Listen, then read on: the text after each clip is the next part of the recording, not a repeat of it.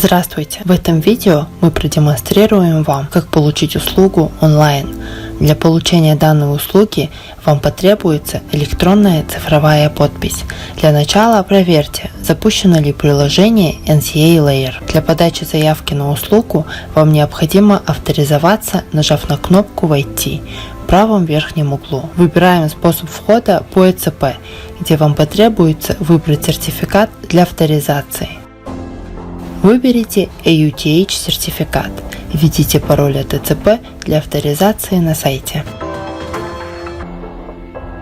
Нажимаем на кнопку «Заказать услугу онлайн». Выбираем лицензиара того региона, где будет проезжать транспортное средство.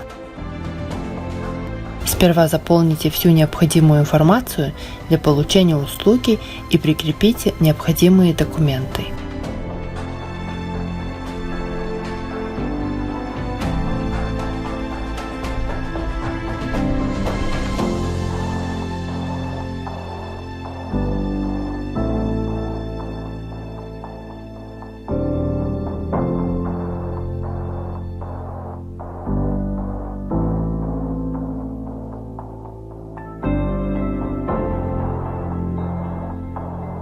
Если будет междугородний либо международный рейс, то выбираете этот тип маршрута. Если же будет проезжать внутри города, то выбираете этот тип маршрута.